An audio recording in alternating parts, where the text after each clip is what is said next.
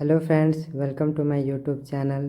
तो जैसा कि आपको पता ही होगा कि आज 6 अक्टूबर को नीट के बिहार काउंसलिंग का सेकेंड राउंड का रिजल्ट आउट होने वाला है और अभी तक हुआ नहीं, हो सकता है शाम तक का आउट हो।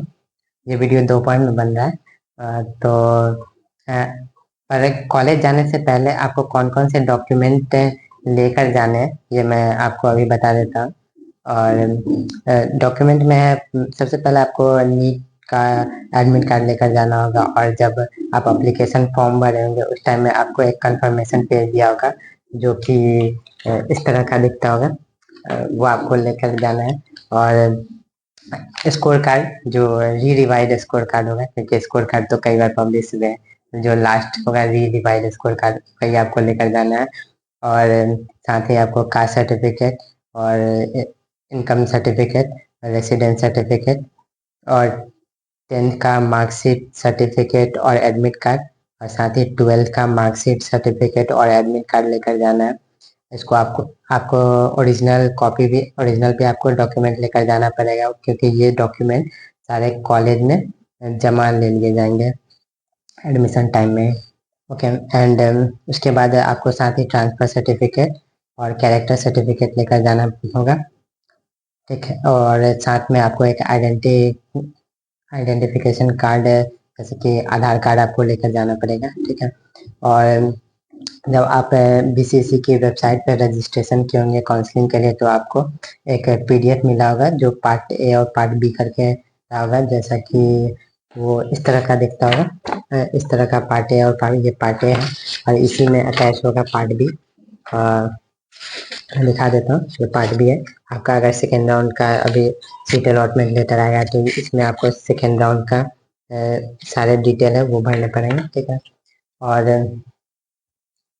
इसके साथ ही जो जब मैं एडमिशन के लिए गया था तो कई बच्चे नहीं लेकर गए थे, जो कि यूजी मैक से नहीं लिखा था, इस कारण नहीं लेकर गए थे। वो है check slip and biometric form for UG MAC 2024, जो कि आपको बीसीसी की वेबसाइट पर मिलेगा। कैसा दिखता है मैं वो आपको दिखा देता हूँ। इस तरह का होगा, ऊपर में जांच पर्ची लिखा होगा। ठीक है। और साथ ही आपको एक सबसे जरूरी कि आपको सीट अलॉटमेंट लेटर लेकर जाना होगा, जो कि रिजल्ट पब्लिश होने के बाद तुरंत बाद आपको डाउनलोड करने का ऑप्शन दे दिया जाएगा सीट अलॉटमेंट लेटर, तो वो आपको लेकर जाना होगा। और और अगर आप वेटनरी बिहार के वेटनरी कॉलेज में एडमिशन ले रहे होंगे तो इसके लिए मैं आपको इसका फी स्ट्रक्चर बता देता हूँ। इससे पहले मैं आपको बता देता हूँ कि इन सारे डॉक्यूमेंट से पहले इसके साथ ही आपको कुछ एफिडेविट भी जमा करने होते हैं, जो कि अभी नहीं लगेंगे। वो आपका एडमिशन हो जाएगा उसके बाद जब क्लास स्टार्ट होगा उस टाइम में भी आप दे सकते हैं। वो एक, अगर आपने गैप लिया होगा, ड्रॉप लिया होगा, तो एक गैप एफिडेविट लगेंगे। और 2 एंटी रैगिंग वाले लगते हैं, कि एक एंटी रैगिंग बाय स्टूडेंट द्वारा एफिडेविट और एक एंटी रैगिंग बाय पेरेंट द्वारा एफिडेविट लगते हैं। अगर आपके कॉलेज में बॉन्ड होगा, श्योरिटी बॉन्ड, तो उसके भी आपके देने पड़ेंगे।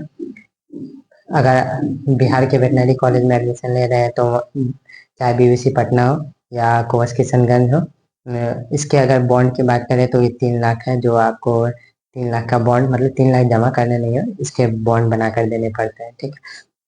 और मैं ये इन दोनों कॉलेज के फी स्ट्रक्चर की बात कर लेता हूँ। तो फी स्ट्रक्चर यूआर के लिए अगर देखें तो ये 29,100 रुपया है। और ईबीसी के लिए देखें तो ये 24,100, 5,000 कम जाता है। ट्यूशन फी इसमें नहीं लगते हैं ईबीसी के लिए। और SC ST की बात करें तो 2,000 और कम जाता है, इसमें एग्जामिनेशन फी भी नहीं लगते। तो SC ST का 22,100 हो जाता है। और भी मेरे अपडेट के लिए हमारे चैनल को सब्सक्राइब करना ना भूलें। धन्यवाद।